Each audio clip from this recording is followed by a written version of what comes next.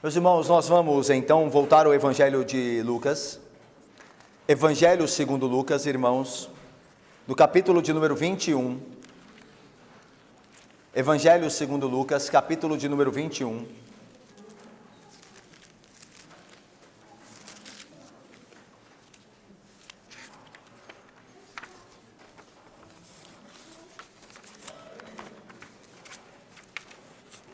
Evangelho segundo Lucas, capítulo de número 21, irmãos.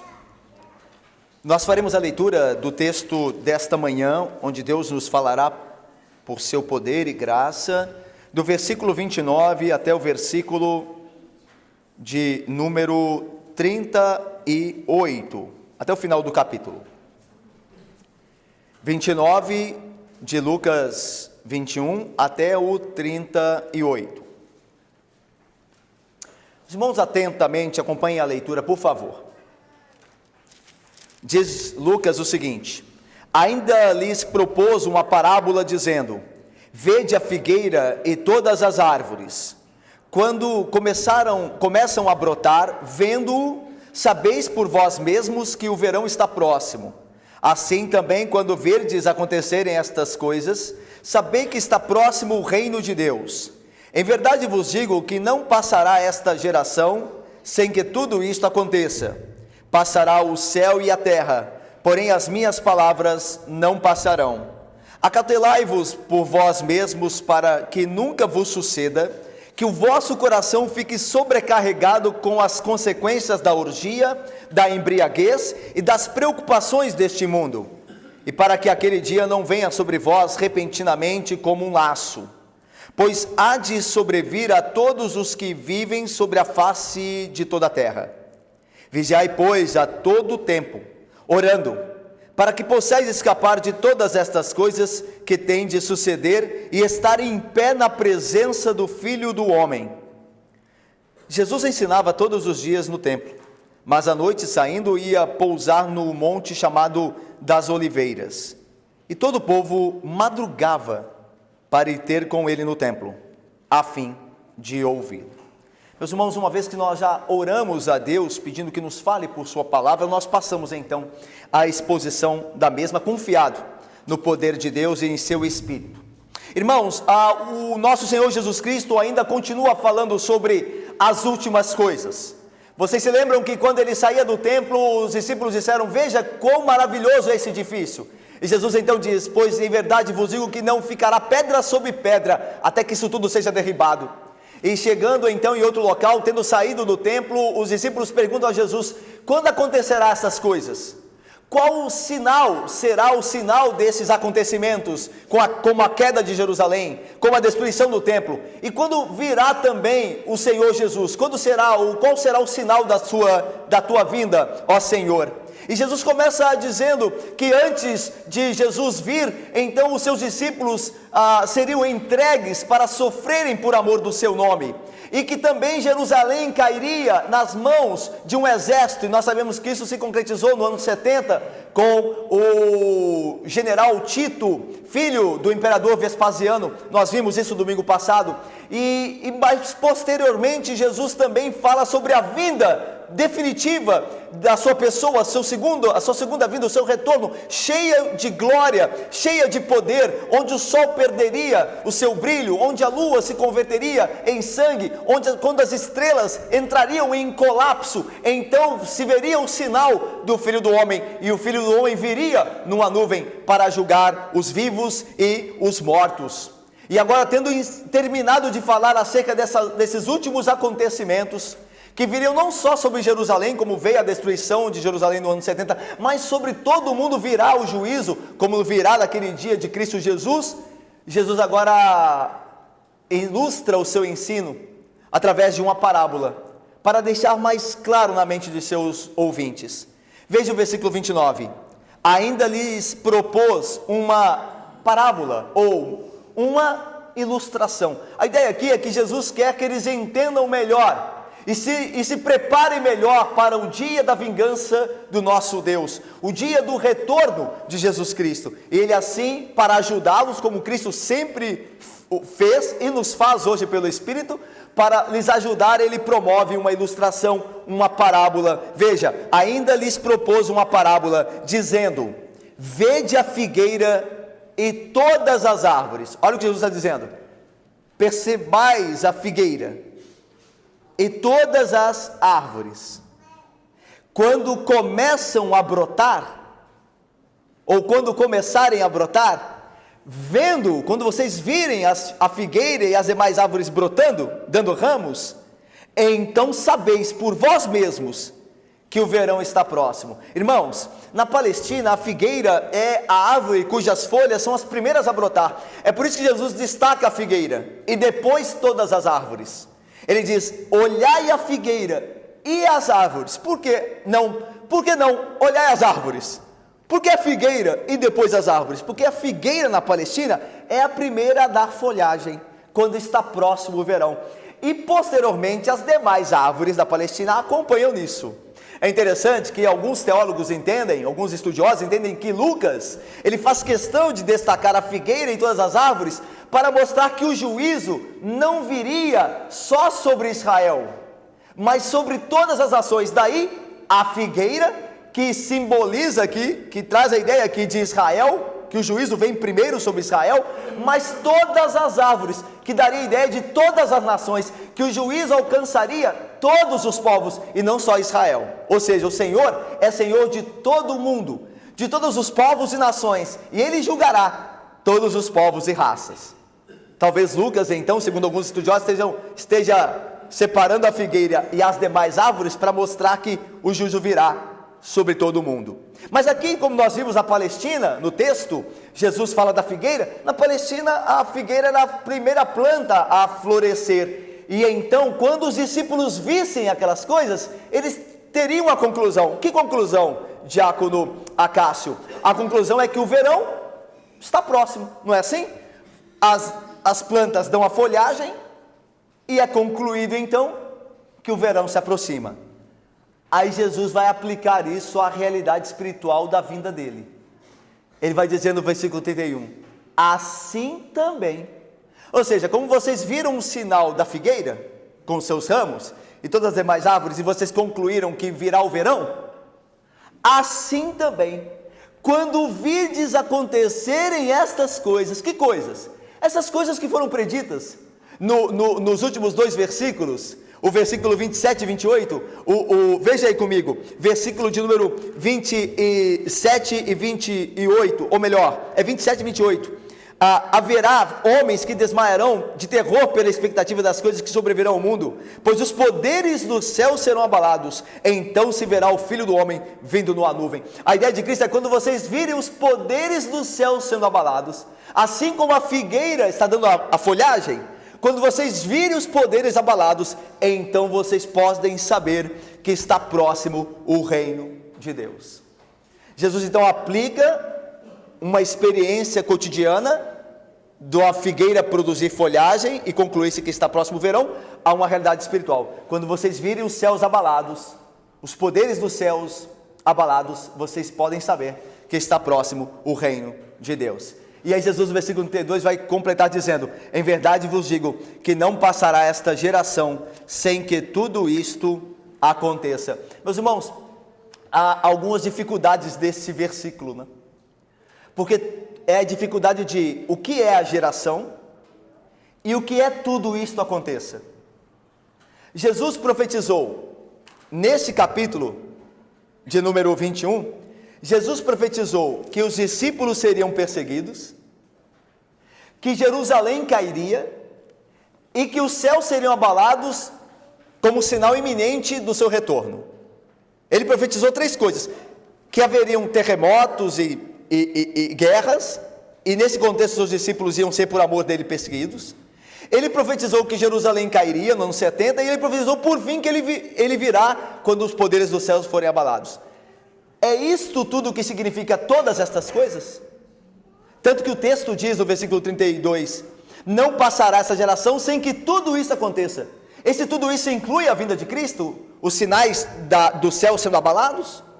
Se inclui, como é que esta geração a qual Jesus se dirige, ele diz assim, esta geração não passará, esta geração só pode ser a geração que está escutando ele, aqueles ouvintes ali, aquelas pessoas vivas na época de Cristo. Ele diz, essa geração não passará até que tudo isso aconteça. Mas, meus irmãos, não pode ser tudo isso incluindo o retorno da vinda de Cristo, porque se assim fosse, a geração que teria ouvido Cristo estaria viva até hoje, porque ele diz, essa geração não passará até que tudo isso aconteça. Então há um certo problema aqui. O que é tudo isso? Tudo isso, meus irmãos, segundo os teólogos, é tudo isso que antecede a vinda do Cristo. Até porque Cristo mesmo não poderia dar um cronograma acerca da vinda, do dia da sua vinda, porque ele mesmo disse que o Filho não sabe a hora, senão o Pai. E nós, quando falamos isso, né, devemos sempre lembrar que isso faz parte da economia da Trindade. Não é que Cristo não tinha como saber, ele é onisciente, ele sabe tudo. Mas como ele não sabe a hora? Ele resolveu não saber. É como alguém que tem poder para fazer algo, mas não quer. Eu posso fazer isso, eu tenho dinheiro para comprar isso, mas eu não quero. Mas eu tenho, se eu quisesse eu teria, se eu quisesse eu compraria, mas eu não quero. Eu tenho dinheiro, eu tenho poder, condições de fazer algo, mas eu não quero. A ideia é esta, economia da Trindade. Jesus tem poder de saber tudo como ele sabe, mas quanto ao dia, ele resolveu deixar apenas para com o Pai, esperar no Pai.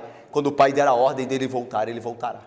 Então Jesus não sabia o dia, então ele não pode preparar de certa forma imediatamente, porque ele não sabe o dia. Mas a ideia aqui do texto é que Jesus está se referindo a todas essas coisas que acontecerão antes do dia. E aí, a ideia entendida assim, nós voltamos às outras profecias acerca de Jerusalém destruída. Se não é o dia da vinda dele, onde os poderes serão abalados, então a outra profecia é acerca do quê?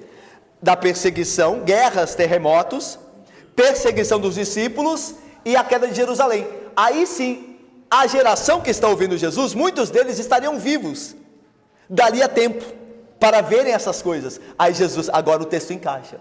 Esta geração, este povo, essa raça, não passará até que tudo isso aconteça. Tudo isso que precede a vinda de Cristo, que fora profetizado aqui, a perseguição dos discípulos e a queda de Jerusalém. Mas continuando, veja aí o versículo de número 34. Acerca disso tudo, irmãos, melhor, 33. Acerca disso tudo, Jesus leva os discípulos a confiarem em suas profecias. Olha o que ele diz aí, olha a palavra dele. Vamos ver juntos o 33? Leiamos. Passará o céu e a terra, porém as minhas... Meus irmãos, o caráter permanente da mensagem de Cristo é agora contrastado com a natureza passageira da criação, o que inclui céu e terra. Olha o que Jesus diz.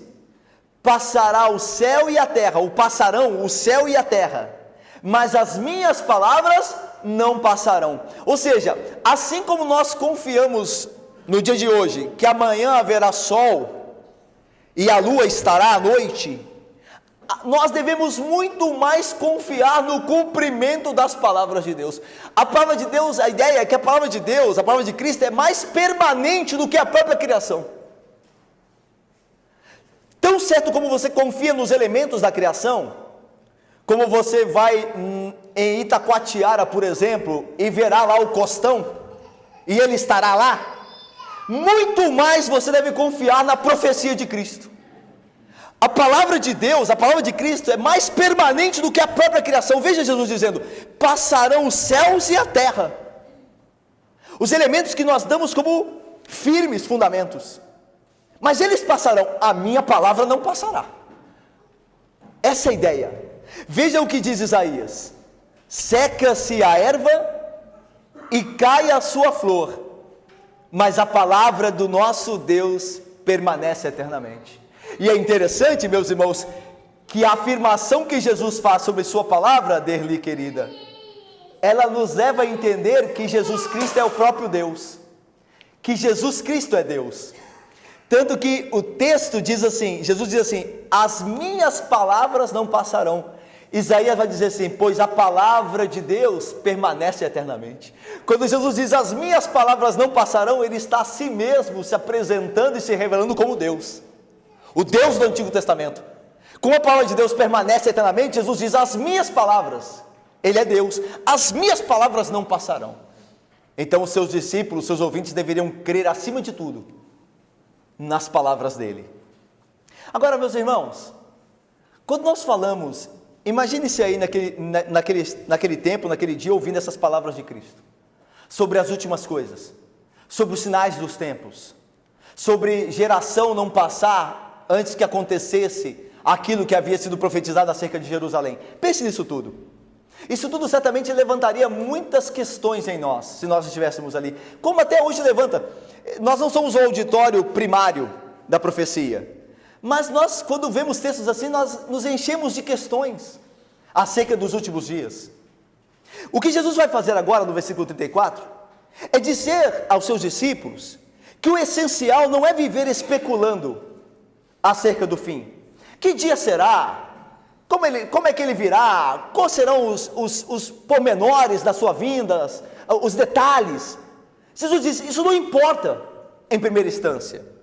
O que importa é que os discípulos orem para estarem fortalecidos e caminharem assim, para que possam perseverar firmes até o fim.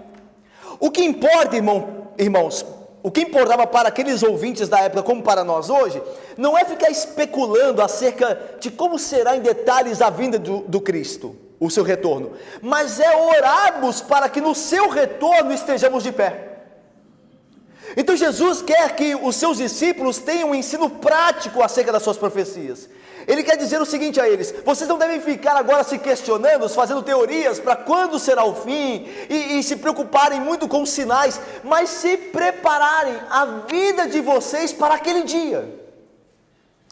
É o que Jesus vai dizer agora no versículo 34 em diante. Olha aí: acautelai-vos por vós mesmos, ou seja, cuidai de vós mesmos, tende cuidado de vós mesmos, cuidai da vossa vida, para que nunca vos suceda que o vosso coração fique sobrecarregado com as consequências da orgia, dos prazeres deste mundo, da embriaguez e das preocupações deste mundo, e para que aquele dia, o dia da vinda, não sobrevenha sobre vós, ou não venha sobre vós repentinamente, como uma armadilha, como um laço.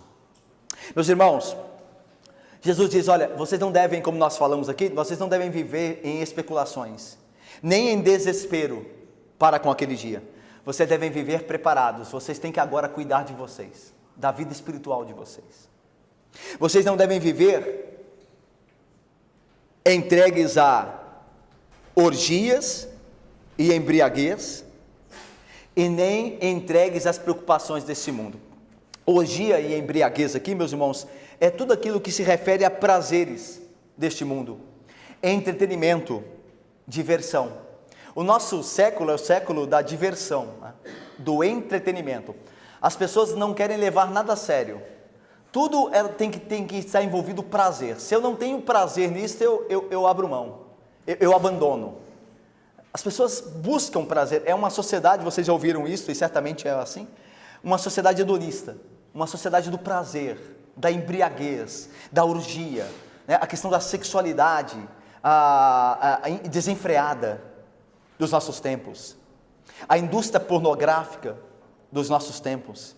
É uma sociedade que está perdida neste caos de prazer, e não se pensa em mais nada a não ser como obter prazer, como ter sensações prazerosas.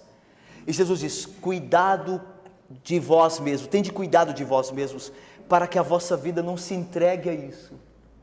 Nós temos visto isso ao redor de nós, mas essas coisas estão muito próximas de nós.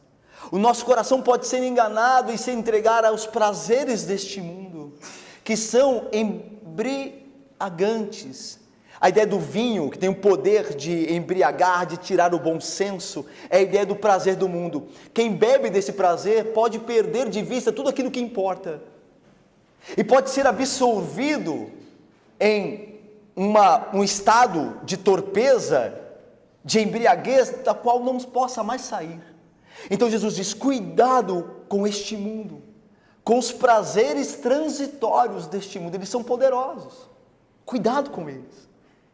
E mais ainda, cuidado com as preocupações deste mundo. Olha aí, Jesus continua dizendo: acautelai-vos, cuidado com as preocupações deste mundo. Meus irmãos, preocupações deste mundo, ela resume toda a ansiedade que leva ao envolvimento demasiado nas atividades terrenas. Ou seja, quando nós nos preocupamos mais com as coisas que este mundo demanda de nós do que com a nossa vida espiritual para com Cristo. As coisas deste mundo, as ocupações podem envolver família, trabalho, saúde, e nos fazer entregar essas coisas demasiadamente a ponto de nos esquecermos de Deus e assim nos afastar dele, nos tornar alheios, esquecidos do seu retorno, sem que nós estejamos preparados para isso. Não é evidente, meus irmãos, que nos dias atuais, quando olhamos ao nosso redor, na igreja, vemos muitos bons membros da igreja, ou talvez ex-membros, que arruinaram a sua vida, por viverem nos prazeres e nas orgias deste mundo, nas preocupações. Quantas pessoas nós conhecemos que corriam bem e agora longe vão? Que eram da igreja, que passaram pelo nosso meio, mas não estão mais aqui. E pergunte por quê? Porque começaram a colocar dia após dia o coração nas coisas deste mundo, e aquilo foi minando a sua fé, minando a sua força espiritual, e ele foi ficando embriagado com as coisas desse século. Ele se entregou ao ponto de não estar mais entre nós. Isso pode acontecer com qualquer um de nós, meus irmãos. Acontece isso com pastores que abandonam o ministério porque amaram este mundo mais do que tudo. Pode acontecer com qualquer um de nós, se nós não estivermos vigilantes, preparados, em oração para que Deus os guarde destas coisas. Essas coisas são poderosas. Elas são poderosas. Este mundo tem o seu poder sedutor. Por isso Jesus diz: cuidado de vós mesmos. Não fiquem preocupados com sinais nos céus. Cuidem de vocês. Porque quando vier o Filho do Homem naquele dia, vocês estarão preparados se vocês oraram e cuidaram pela graça e pelo poder de Deus da vida espiritual de vocês. Vocês não terão preocupações naquele dia. Então cuidem de vocês. Versículo 35. E por que isso é necessário? Pois há de sobrevir a todos os que vivem sobre a face de toda a terra. O dia que virá como um laço, como armadilha para muitos, virá sobre todos os que vivem sobre a face da terra. Meus irmãos, o dia do julgamento, do juízo de Cristo Jesus sobre esse mundo, virá sobre todos. Por isso todos nós devemos viver vigilantes. Todos nós devemos cuidar de nossa vida espiritual. Mesmo dentro da igreja, a gente às vezes acha que estar dentro da igreja já nos garante uma boa dinâmica ou um bom estado diante daquele dia. Não, nós devemos cuidar de nós. Aliás, meus irmãos, estar dentro de uma igreja sem ser convertido a Cristo, sem entregar verdadeiramente a vida a Cristo, pode ser ainda pior, pode trazer um estado de engano pior, porque eu me sinto aqui neste ambiente protegido da ira de Deus. E isso não é verdade quando eu não entreguei a minha vida nele, embora esteja aqui. Aquele dia virá sobre todos, o juízo virá sobre todos. O apóstolo Paulo vai dizer assim: porque importa que todos nós, o apóstolo Paulo se inclui, todos nós compareçamos perante o tribunal de Cristo, para que cada um de nós receba segundo o bem ou o mal que tiver feito por meio do corpo. Todos nós, e o apóstolo Paulo se inclui. O apóstolo Paulo se inclui. Todos nós compareceremos diante do tribunal de Cristo, para ali recebermos segundo o bem ou o mal que tivermos feito pelo corpo, por meio do corpo. Então o juízo virá sobre todos. Todos nós estaremos diante do não mais o cordeiro, mas do leão da tribo de Judá, o que vem para julgar, o que vem para estraçalhar aqueles que não creram no seu nome. O cordeiro veio para morrer, agora virá o leão para estraçalhar os seus inimigos. Então creia no cordeiro agora. É melhor encarar o cordeiro do que o leão. Creia no cordeiro que veio salvar o mundo, para que você não seja julgado pelo leão. Preparai-vos, porque o juízo virá sobre todos. Todos neste mundo passarão pelo juízo. Alguns serão pela graça absolvidos em Cristo. Outros serão julgados e condenados, porque não creram nele. Mas todos devem estar preparados. Versículo 36, é por isso que Jesus agora reforça. Vigiai então. Vigiai. Vigiai como? Quando? A todo tempo. É só domingo? Só domingo. Durante a semana eu vivo como se não existisse fim. Mas o domingo eu me lembro dessas coisas. Vigiai a todo tempo. Todo tempo. Como? Orando. Olha só, irmãos. Não é significativo que Jesus Cristo fale da oração para se referir a coisa importante, a coisa mais importante, nesse texto que fala sobre o preparo para o fim dos tempos? Alguém poderia pensar que haveria outra coisa mais importante que a oração, né? A oração parece tão simples, a oração. Mas Jesus escolhe aqui a oração como a arma com a qual nós nos preparamos para aquele grande dia. Vigiai-vos a todo tempo, orando. Como está a nossa vida então de oração? Porque é assim que nós vigiamos para aquele grande dia, aquele grande e terrível dia. O dia mais terrível que já existiu e não mais existirá igual a ele sobre a face da terra, sobre todo o cosmos, quando todos serão julgados. Nós nos preparamos orando. Vigiai, pois, a todo tempo, orando, para que possais escapar de todas essas coisas. Que coisas? Da embriaguez deste mundo, das consequências da orgia, das preocupações deste século, para que possais escapar de todas essas coisas que têm de suceder. Ou seja, essas coisas que nós vimos como embriaguez não nos prepararão para o fim dos tempos, para o dia de Cristo.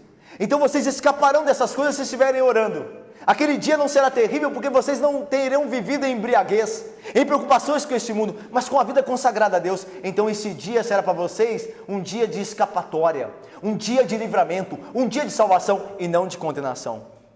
Vigiai, pois, em todo o tempo, orando, para que possais escapar de todas essas coisas que têm de suceder e estar em pé na presença do Filho do Homem. Meus irmãos, aqui é poderoso essa última expressão, para estar de pé na presença do Filho do Homem. A ideia aqui, meus irmãos, não é de orgulho. Eu vou estar lá em pé, porque eu fiz tudo certo, e agora eu me orgulho, eu me mantenho aqui de pé, porque eu tenho méritos. Essa não é a ideia. A ideia é de que repousados em Cristo, em sua graça, orando, porque precisamos, a oração é um pedido, um rogo, eu preciso de Deus para continuar firme. Então, quando eu faço isso e vivo pela graça de Deus dessa maneira, naquele dia eu estarei confiante que Cristo me guardou, que eu sou de Cristo e Ele é meu, e então eu não terei medo naquele dia. A ideia de estar de pé diante do Filho do Homem é não ter medo, não temer. Não é que Jesus disse aos seus discípulos, ainda que fracos, não temais, ó pequenino rebanho, porque aprove a Deus lhe dar o reino dos céus, não temam. A ideia de estar de pé é não temer. Aquele dia de Cristo quando vier, se nós vivemos pela graça uma vida santa de arrependimento, de luta contra o pecado, aquele dia não será para nós um dia de terror, um dia de medo. Nós não teremos o que temer. Por isso a ideia de, para que possais estar de pé diante do Filho do Homem, porque Ele não é o nosso, não será naquele dia o nosso juiz, mas o Redentor que veio definitivamente nos resgatar de todas as formas. Nós não deveremos temer, não temeremos naquele dia, porque está vindo aquele que nós amamos, porque fomos amados por Ele, e não aquele que vai nos destruir. Não. A nós, crentes pela graça, não. Ele veio nos resgatar, então nós poderemos naquele dia ficar de pé diante dEle, porque nós teremos prazer na salvação que Ele veio consumar naquele dia. Meus irmãos, Lucas termina esse capítulo com uma nota acerca do que Jesus estava fazendo naquela semana última da sua vida entre nós, entre os homens. Versículo 37 e 38. Jesus ensinava todos os dias no templo, mas à noite saindo ia pousar no monte chamado das Oliveiras, e todo o povo madrugava para ir ter com ele no templo, a fim de ouvi-lo. É interessante, irmãos, que de certa forma isso tem a ver com o que precedeu. esses dois versículos. Jesus está no último dia da sua vida entre os homens, né? Ele vai entregar a sua vida no final dessa mesma semana. Só que veja o que ele está fazendo. Ele está no templo constantemente. O versículo 37 diz: ele ensinava todos os dias no templo. Naquela semana da Páscoa, da comemoração da Páscoa, em que todos os homens estavam em Jerusalém, ele estava no templo todos os dias. E aqui diz que o povo madrugada para ir ter com ele no templo. Você vê o templo, tanto no versículo 37 quanto no 38, você vê templo. Assim como Jesus, naqueles últimos dias, quando o juízo de Deus cairia sobre ele, para que ele salvasse assim os pecadores, como naqueles últimos dias Jesus estava no templo, nós também não devemos viver no templo, esperando o último dia. Nós também não devemos julgar correto a frequência na igreja, a adoração a Deus, o encher da sua palavra quando ela é exposta no templo como um ato de preparação para aquele dia. Jesus, meus irmãos, vai sofrer no fim dessa semana, descrita por Lucas, mas ele está se fortalecendo no templo, ele está sendo alimentado pela palavra de seu Pai, ele está se fortalecendo para aquele dia que é o dia da cruz, assim como nós também estamos hoje aqui no templo, nos preparando para aquele grande dia. Há uma associação aqui, há uma ligação aqui. Você não está perdendo tempo aqui, irmão, você está se preparando para aquele dia. Eu sempre falo isso, irmãos, porque algumas pessoas acham que estar na igreja sentado num banco ouvindo um pregador é perda de tempo. Nós estamos parados aí, a gente acha que a atividade tem a ver só com o movimento, né? Se eu não estou me movimentando, não estou fazendo nada. Só que há uma labuta intelectual aqui, há um exercício intelectual da mente. Vocês estão centrados no que alguém está falando, e vocês estão pensando e julgando o que alguém está falando. Isso é uma labuta, vocês estão exercitando algo agora. Aliás, algo que geralmente os homens não exercitam muito, não? E vocês estão fazendo isso aqui agora. Então ninguém está aqui, ou pelo menos não deveria estar aqui, sem fazer nada. Vocês estão fazendo aquilo que geralmente os homens não fazem. Vocês estão pensando nas coisas do alto, meditando na palavra. Vocês estão também se preparando para aquele dia. A vinda de vocês na igreja é o preparo, entre outras coisas, não é só isso. Mas o fato de nós estarmos aqui domingo após domingo, nós estamos nos preparando para aquele dia. Estamos nos alimentando, estamos buscando a Deus em oração, em louvores, em entendimento da palavra, para que possamos naquele dia estar de pé diante do Filho do Homem. Assim como Jesus no templo se preparava para o dia da cruz, se fortalecendo para este dia, assim também nós nos preparamos para aquele dia, quando nós estamos no templo. Veja só, volto a dizer, não só estando no templo, mas também estando nele, nós nos preparamos para aquele grande dia. O texto de Lucas diz que Jesus passava os dias no templo e quando chegava a noite ele saía de Jerusalém. Por que ele saía de Jerusalém? Porque Jerusalém não comportava todo mundo para adoração na Páscoa. A cidade estava abarrotada de gente e nem todo mundo tinha local e condições de dormir na cidade. Então alguns dormiam na circunvizinhança, nas vilas, nas cidades vizinhas. Aqui o texto diz que Jesus ia para algum lugar no Monte das Oliveiras. Ou ele acampava no monte com seus discípulos, ou ele dormia em alguma casa próxima ao redor do Monte das Oliveiras. Uma das duas coisas. Ou ele acampava ali no monte, ou ele dormia em alguma das casas que cercavam o Monte das Oliveiras. Mas a Bíblia diz que todo o povo levantava de madrugada, cedo, para ouvir Jesus no templo. É interessante que este mesmo povo que vai condená-lo dali a dias, é o povo que levantava cedo para ouvi-lo, mas que ao mesmo tempo o condenará posteriormente. É interessante, meus irmãos, existe uma diferença de ouvir Jesus e de obedecê-lo. Existe uma diferença muito grande de nós sermos ouvintes de Jesus e servos dele. Existe uma diferença muito grande, abismal, entre uma coisa e outra. Nós podemos ser ouvintes, mas se nós não formos praticantes, não adianta de nada. Aí sim nós estaremos perdendo tempo. Lembra que eu falei que nós não estamos perdendo tempo aqui? pressupondo que nós somos praticantes do que ouvimos.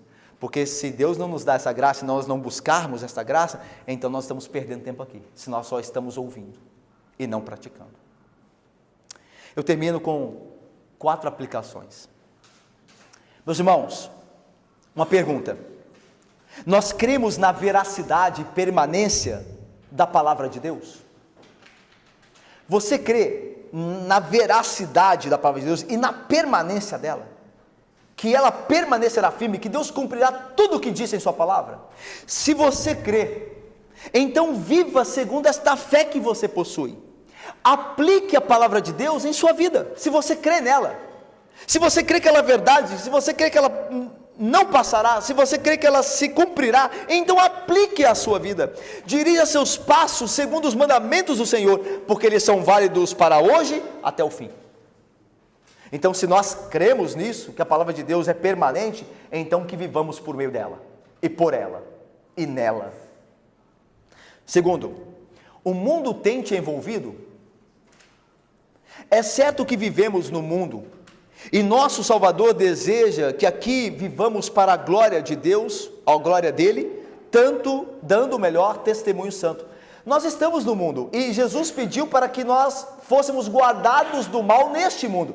Não os peço, ó Pai, que os tires do mundo, mas sim que os livres do mal que há no mundo. Nós estamos no mundo, irmãos, mas ao mesmo tempo nós não podemos nos envolver demasiadamente com este mundo, esquecendo-se de Deus. Nós podemos sim, facilmente, enquanto vivemos aqui, nos envolvermos de maneira terrível com as coisas desse século, de tal forma que o nosso prazer, alegria e emoções estejam todas subordinadas ao Deus desse século. A pergunta é: nós temos nos envolvido com as coisas deste mundo de uma maneira, em determinado grau, que nós não deveríamos fazer? Você vê televisão, por exemplo, e você sabe o ponto de não se envolver mais?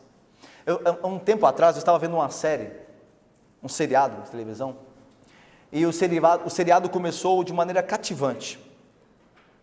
Só que à medida que as temporadas passavam da série, ela foi ficando mais nociva, mais contra Deus, pró-aborto, pró-homossexualismo. Mas chega uma hora que você já não consegue se desvencilhar tão facilmente, porque você quer acompanhar até o fim. Olha que eu estou falando de uma coisa trivial, mas que acontece conosco. Só que isso mostra que nós estamos nos envolvendo demais, que nós devemos usar deste mundo como se dele nós não precisássemos, que eu tenho que saber a hora de, agora eu tenho que parar com isso, e não me envolver ao ponto de não ter mais força, de ter sido embriagado por essas coisas, e não poder dizer não a elas. O mundo tem te envolvido demais, ele tem tido força demais sobre você. As músicas deste mundo, os artistas desse século, as programações, eventos, prazeres, essas coisas têm te envolvido demais. Você não tem tido força contra essas coisas, não tem tido força contra essas coisas, então cuidado, cuidado. Talvez ainda haja tempo de você reverter isso pela graça de Deus. Talvez ainda haja tempo de você se desfazer de todo o peso e pecado que te atrapalha na corrida. Temos vigiado em oração? Como está a sua vida de oração? Como está a nossa vida de oração? Nós temos pedido ao Senhor que nos faça escapar das armadilhas sedutoras e sutis deste mundo. Sim, sutis. Armadilhas, como toda armadilha, né? Você nunca vai encontrar, ou pelo menos não é esse o ideal na teoria, uma armadilha que não seja sutil. A armadilha tem que ser sutil para ser uma armadilha. Ela tem que enganar, ela não pode ter aparência ameaçadora, né, de ameaça. Ela não pode ter uma aparência assim, senão ela faz que a pessoa a rejeite. A armadilha tem que ser sutil, tem que ser algo que pareça não ser ameaçador. Estaremos de pé diante do Filho do Homem, quando Ele vier na sua vinda? Você tem orado por isso? É através da oração, irmãos. Lembra que Jesus diz? Achará porventura fé quando vier o Filho do Homem? E a fé é que nos leva à oração, entre outras coisas. Por fim, Nosso Senhor Jesus passou seus últimos dias no templo. Não deveríamos fazer o mesmo, quanto mais se aproxima o dia do Senhor? Olha o que o escritor aos Hebreus diz: não deixemos de congregar-nos, como é costume de alguns. Antes, façamos admoestações, e tanto mais quando vedes que o dia se aproxima. Quanto mais vedes que o dia se aproxima, mais devemos nos congregar, mais devemos buscar a presença do Senhor também no seu santo templo, junto com nossos irmãos, nos preparando para aquele grande dia. Que Deus nos abençoe e nos guarde, irmãos. Amém.